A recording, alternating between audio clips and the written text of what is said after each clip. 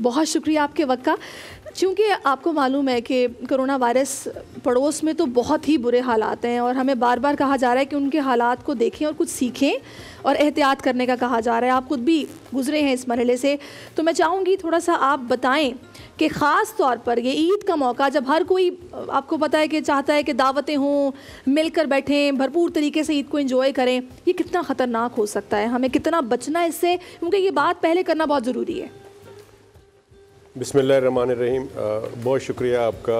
और ईद का दिन है और मैं आज के दिन के लिए मैं उन तमाम लोगों को जो लोग जिसको आपने अभी डॉक्टर्स, पैरामेडिकल स्टाफ और फ्रंट लाइन सोल्जर्स कहते हैं, जो शहीद हो गए अब तक कोरोना के साथ लड़ते हुए, और वो लोग जो कि इस बीमारी में मुब्तला हुए पाकिस्तान में और पाकिस्तान के बाहर भी, उन तमाम लोगों को आज के दिन उनकी फैमिली के साथ हम खड़े हैं और यकीनन उनका बहुत बड़ा लॉस हुआ है जो भी इसमें इंतकाल कर गए। ख़ासकर जो कोरोना में अपनी ड्यूटी देते रहे हैं और ईद में, बकरीद में और आम दिनों में हॉस्पिटल्स में, और उसके बाद वो इंतकाल कर गए हैं। मैं उन तमाम लोगों को खराज तहसीन पेश करता हूँ। देखें, ये मैं बार बार ये कहता हूँ कि एहतियात इलाज से बेहतर है, और शॉपिंग जो आजकल हो रही है, ये शॉपिंग बाद में भी हो सकती है। ईद आपको बहुत सारी मिल सकती हैं, लेकिन अगर आप ज़िंदा रहे तो ट्रू। अगर आप ज़िंदा ही नहीं रहे, या कम अज़ कम आप अगर बीमार हो के हॉस्पिटलाइज हो गए, तो आप यकीन करें कि जब आप हॉस्पिटल में जाते हैं तो सिचुएशन ऐसी होती है कि आपके लवायकीन बाहर होते हैं और आपका मरीज़ अंदर होता है, आप उनसे मिल नहीं सकते। ये नॉर्मल हालात नहीं है कि जी अपने मरीज़ से मिलने के लिए चले गए, उनसे मुलाकात कर ली, उनकी खैरियत पूछ ली, वो कोई खाना पहुंचा रहा है, कोई और चीज़ दे रहा है, इसमें आप मिल नहीं सकते।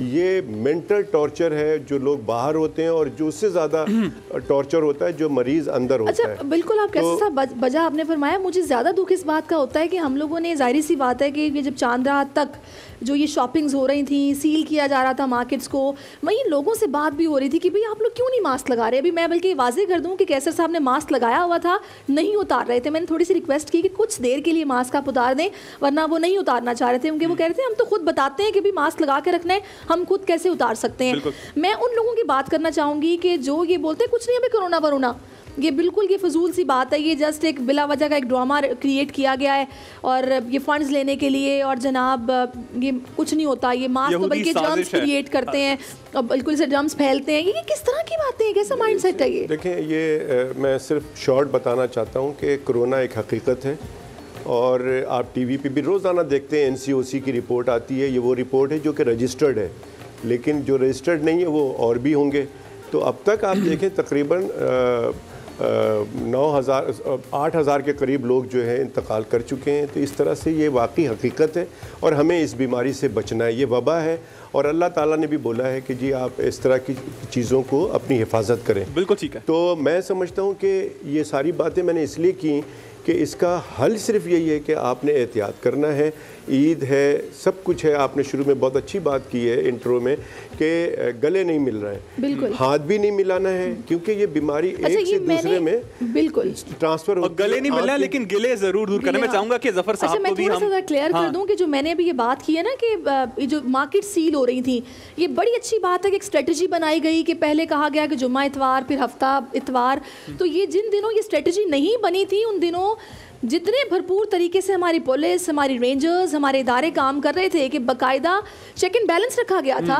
जामे क्लॉथ कराची में उसको सील किया गया। इस तरह वो मार्केट्स, मोबाइल मार्केट्स जहाँ पर बला का रश था, उनको सील किया गया। तो खिराज तहसीन पेश करते हैं अपने पुलिस एहलकारों को, अपने इदारों वो को। बहुत नागुज़ीर था। हम फ्रंटलाइन वर्कर्स की और फ्रंटलाइन हीरोज़ की बात कर रहे थे, लेकिन हमारे एक और हीरो जो कि कोरोना के दिनों में, बल्कि उससे पहले भी बहुत पेश रहते हैं, ज़फ़र अब्बास साहब, उनसे भी मैं बात करना चाहूँगा। ज़फ़र अब्बास साहब, क्या आपने सोच के एक तो JDC बनाई थी, क्या आप जब बचपन में छोटे थे उस वक्त लोगों को आपने देखा सफ़र कर रहे थे, तब आपके दिल में ख्याल आया, या आपने अभी आपके दिल में जब आप जवान हुए तब ख्याल आया लोगों के लिए? How does it feel and start कैसे हुआ? देखिए, मैं पहले ही बता चुका हूँ कई प्रोग्रामों में कि सोशल वर्कर जो होता है को बोलते हैं आप, जो बगैर उजरत के सड़क से पत्थर हटा देता है। मस्जिद में कुछ बुज़ुर्ग ऐसे नमाजी होते हैं जो पहले आके जा नमाज़ बिछाते हैं और जब सब नमाजी चले जाते हैं तो बगैर किसी उजरत के वापस जा नमाज़ तय करके अपनी जगह पे रखते हैं, लाइट बंद करते हैं। तो ये सब रज़ाकार होते हैं। देखिए ना, सड़क पे पत्थर पड़ा होता है, कई गाड़ियाँ गुजर जाती हैं, लेकिन एक कोई बाइक, मोटरसाइकिल मतलब या साइकिल या कार रुकती है, एक शख्स आता है, वो चीज़ हटाता है रोड के बीच से और दोबारा बैठ के चला जाता है। तो इसी तरह से रज़ाकार जो होता है वो फैसले से नहीं बनता। आप बच्चों में चेक कर लें, मैं बता चुका हूँ पहले भी कि 5 बच्चे हों घर में और अगर कोई वालिद 4 चीज़ें लेकर आए खिलौना, कोई एक बच्चा अगर खुद से विड्रॉ कर रहा है कि नहीं मुझे खिलौना पसंद नहीं है, मेरे पास है पहले से, तो वो रज़ाकार है, वो रो नहीं रहा, वो लड़ नहीं रहा। तो रज़ाकार तो पैदाइशी होता है वो। अच्छा, वैसे मैं क्योंकि आपको सुनती भी रहती हूँ माशाल्लाह से, किसी को बात समझानी हो तो आप बड़े अच्छे से समझाते हैं इसमें कोई शक नहीं है। लेकिन मैं आपसे ज़रूर ये पूछना चाहूँगी कि फैमिली आपकी कितना आपको सपोर्ट करती है? यकीनन करती तो है, लेकिन शुरू में क्या प्रॉब्लम हुई? क्योंकि आजकल इतनी वो अफरा तफरी का दौर है कि अपने लिए किसी के पास टाइम नहीं है और ऐसे में किसी और के लिए कुछ करना ये बहुत बड़ी बात है। लाजिम बात है, शादी के बाद मेरी मिसेस को शुरू में थोड़ी बहुत मुश्किल हुई। लाजिम, आप अगर रात में 6 बजे घर पहुंच रहे हो और अभी आप घर पहुंचे हैं और अभी आपकी मिसेज आपसे शिकवा शुरू करें कि भाई तो पहले आपने कोई स्ट्रेटजी रखी होती है और अभी वो बात कर ही रही हो कि पीछे से फ़ोन आ जाए कि जी एक औरत आई है, शोर कर रही है, उसका शोर वेंटिलेटर पे और कह रही है 2.5 लाख फ़ौरन चाहिए, तो आप फिर वापस ऑफिस भागेंगे कि चलते हैं, बात करते हैं, डिस्काउंट कराते हैं, कुछ करते हैं, उनको श्योरिटी देते हैं अस्पताल वालों को, सुबह बैंक खुलेगा। तो आप जब वापस जाते हैं तो फिर आप वापस आते हैं तो उस वक्त तो लाजिम बात है हमारा रूटीन कुछ इस तरह का है। फिर आपने समझा लिया इसका मतलब? हाँ, नहीं, वो समझ गए हैं कि हम जो काम कर रहे हैं, लाजिम बात है वो सब देख रहे होते हैं ना, कभी किसी के बच्चे की मैयत रिलीज़ करा रहे हैं पैसे दे के, कभी कुछ कर रहे हैं, कभी कुछ, तो वो सब मिल के फिर सपोर्ट करते हैं। बहुत अच्छी बात है, इस कार्य खैर में आप जिस तरीके से हिस्सा डाल रहे हैं और लोगों की मदद कर रहे हैं, अल्लाह ताला आपको मज़ीद तौफीक अता फरमाए और आप ये काम करते रहें। तो जनाब, खुशियों का समा है, खुशियों के रंग हैं, बोल के संग हैं और आलमगीर साहब जो कि काफ़ी खामोश बैठे हैं और अभी तो मुझे आपने हैरान कर दिया। मैंने आलमगीर साहब से ऑफ द कैंप पूछा कि आपने कब ज्वाइन किया था ये पॉलिटिक्स को, तो उन्होंने बताया जब मैं 19 साल का था। मैंने कहा आप दिखने में बिल्कुल इतने छोटे नहीं लगते, तो इतने फिट आप किस तरह आए? कोई एक्सरसाइज, क्या रूटीन क्या आपका? और आज इस ख़ास मौके पर ईद के किस तरह ईद मनाते हैं?